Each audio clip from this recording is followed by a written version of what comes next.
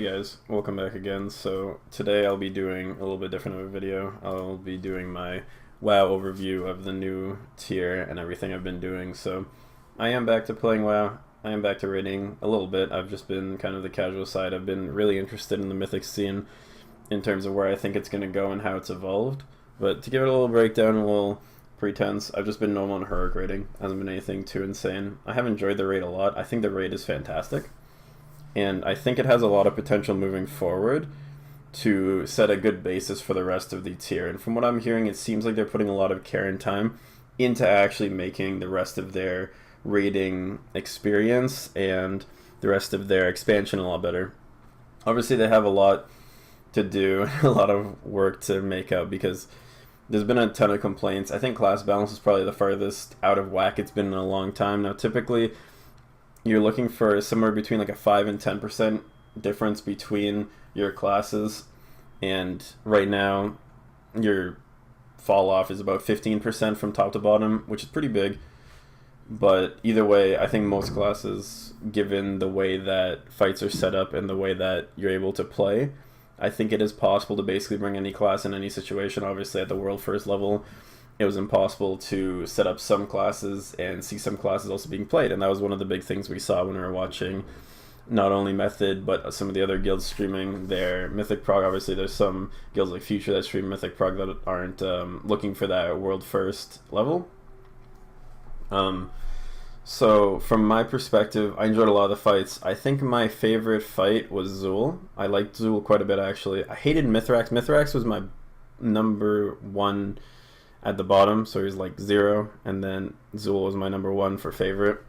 That was a really bad explanation, but the gist is there. So I really hated Mithrax. The reason I hated Mithrax is a lot of his mechanics overlapped in really bad ways, and I thought that when you have a fight so specifically where like every time you take damage you get a debuff that does a dot, and then you get this little orb that you're supposed to cleanse your dot with, I thought that that was fine, and then you had this weird orb that sometimes would just charm you, and then because of that, raid comps bring like druids. I don't know if you can leap of faith out of it. I haven't seen any priest leap of faith, but I know I can typhoon out of it, and you can also death grip people out of it. So those two things make it so druids, resto, and balance are more favorable, and then any type of DK can grip.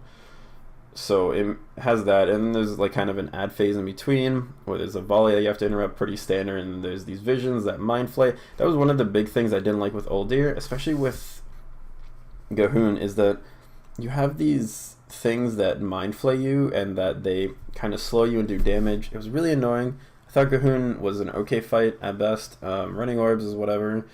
The first phase, I felt like, okay, this was my biggest concern, is that the first phase kind of starts off pretty slow, and until your orb teams get good at what they're doing, that phase can take a long time. And the longer that phase takes, the harder the rest of the fight is, because as you've seen with Method's World First, Gahoon, and all of their fights, like it drags on and on and on. And the more healer mana that you spend in the first few phases, and the more CDs you spend, the harder it is to continue the fight. So I thought, as a whole, that first phase, like obviously the goal is that you want to run the orbs and you want to finish the phase in like 30 seconds or whatever. But in a lot of times that doesn't happen. So that's a quick breakdown of what I think. Now, from the Mythic race, and this is something I want to talk about a lot more than my own experiences, because obviously I'm a normal / heroic raider. I'm kind of casual right now. Like from my perspective, I thought the raid was good. I thought everything was relatively well balanced. I thought some fights at lower levels like Fetid were kind of a joke, because you can just kill him. Like, I don't know, he's got so little HP, the DPS check feels like is way out of tune. And then fights like Zul are kind of weird because you have to kill ads at certain points. You have to have like, I don't know. It's a really strange fight to think about, like low levels. So I always had that mythic level. It's like, oh, you're just cleaving ads off the boss, and then you're interrupting, and then that's really about it. You're stunning at cast. That's the extent of it. But at a higher level, when you look at like what obviously the fights you've probably seen the most, Mythic Mother and Mythic Talik, yep. Is like Talik's kind of just a knockdown kind of boss. He has a couple of mechanic, like a spread mechanic, and then Elevator has more lasers.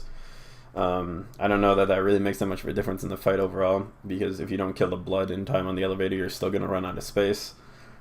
And yeah, it's not quite my favorite thing ever. If I don't know. I've done it on a couple difficulties now, and these one's my favorite. Obviously, this boss, Vectis, he is actually one of the better bosses. My guild struggled a lot with him on normal and heroic. One of the big things was you have to kill the ad as fast as you can, and you want to let him get one cast off, because you obviously can't kill him in a single cast unless you save CDs for him every time, but that's unrealistic. So he gets one cast off, and then you have to top him off through the cast. That was the cast right there. So what the cast does is it makes it so you have a healing absorb on you. Obviously, my guild, progressing and learning, we didn't get it off as fast as we needed to, so we struggled a lot, and people were dying left and right. There's also a gestate that does AoE damage. It's basically a breakdown of the fight. I don't actually know what this guy's mythic mechanic is, or if he has any.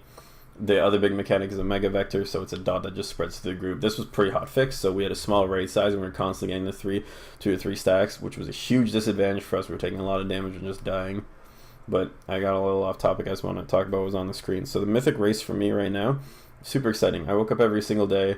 I watched it for most of the day. I was super in tune with what was going on. I was seeing all the guilds. I was hearing all this stuff, but where other guilds were, how they were doing, what strats they were using. We saw a little bit of class stacking, which is still surprising. For class stacking, I think a lot of it has to do with, can we predict the meta? So if the meta is that there's a lot of spread fights and we need that dock leaf, so we need the balance druids, we need the affliction locks, like we need those people to bring exactly what we want to the table. And it's not as easy as, you can do your 6 splits, you can do your 3 splits, you can do your 4 splits, you can spend the entire weekend plus gearing. But the more time you spend doing those splits in in a mythic week is more time you're not progressing on a boss. Obviously, in some cases, it is just as easy as saying, oh, well, we don't need to spend more time hitting our head against the wall when we know that that wall is going to be unreachable for now, and we definitely need to go about and get more gear. So there's different situations, but for me, seeing that some of these bosses were kind of a class stack again, it kind of disappointed me a little bit. I found it interesting that Zul was a bunch of rogues. I understand why. And then Mithrax and Gahoon saw a lot of Affliction and Balance play, which is interesting because obviously Affliction's at the top end of the spectrum where they're doing great damage, and then on average Balance is pretty low. Now for me, this is my Demon Hunter play, so I was playing a Demon Hunter in the first week, Havoc, and then I swapped off to Balance. I don't know, I just enjoyed the Druid playstyle, like being a ranged a lot more than being a melee, so I did end up swapping. It was a good decision. I'm loving Druid. I'll be making some more content about it later. Now for now, anyway, off topic again. I tend to ramble a little bit sometimes and get off topic because there's like a million things that I want to talk about, but it doesn't always happen. Anyway, so felt class stacking wasn't quite as exciting as I wanted it to be, and I'm still disappointed that happened again. I think class stacking will always be a possibility as long as hardcore raiding exists. So as long as the guild's willing to maintain 4 to 5 alts, it's always going to be an option, because if a fight is like 100 times easier with like 10 Shadow Priests, why don't we bring 10 Shadow Priests? Why don't we have that option, right? Or if this fight's easier with 6 healers because there's a huge healing check, why not bring 6 healers? So stuff like that makes it interesting, kind of odd. There's some things I like, where I like the idea of like having 3 tanks. 3 tanks is something I like a lot now. Blizzard has openly said that they don't like the fact that most fights can be 3 tanked. Now, for me, I find it quite exciting, actually, because a lot of the time the 3rd tank is going to be a Blood Decay, and what that Blood Decay brings is just utility, usually. It's like a ton of grips, a ton of stuns, silences, so it's interesting to see the way that they use and play into people's kits. So I think class stacking in certain situations, 3 tanking, 6 healing type of stuff is something I'm not personally against. I just don't like the fact that, Limit killed Gahoon recently, and their comp was like 5 affliction locks and they had a balance druid, and just like, well, obviously they're going to class stack because they want to get the upper hand, right? So I think that right now in the state of Uldir, I think as a first tier is quite good.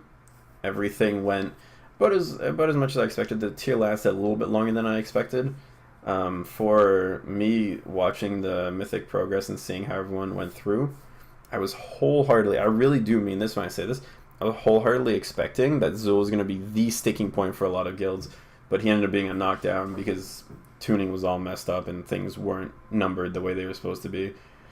And then you saw stuff like Mithrax was a huge stopping point, and then same with Fetid. Fetid was like, it was interesting because Fetid was so easy on normal and heroic, and then you look and it's like, oh, on Mythic he's just really, really hard, or really, really easy.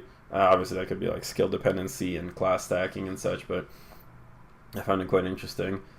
Now, moving forward, what I'm going to be doing in terms of my WoW play and what this channel is going to be doing is I will be doing, I'll try to do some class guides. So for me, I like learning a lot, and you learn a lot by teaching. So if I can teach you how to be a better player and you how to like learn and do the things that I do, obviously my logs or whatever, I don't know, I'm like sometimes purple.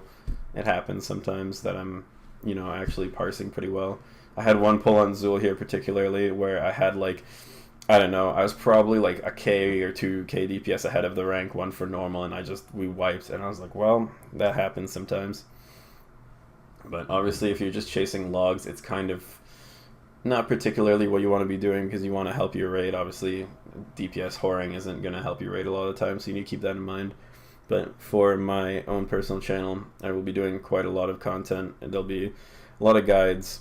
There'll be a lot of me talking like this. I'll be reviewing some material. This was kind of a quick little overview and review of what I thought about Uldir. I don't know. If I had to give it a number, I would probably say it's about an 8 out of 10 for me.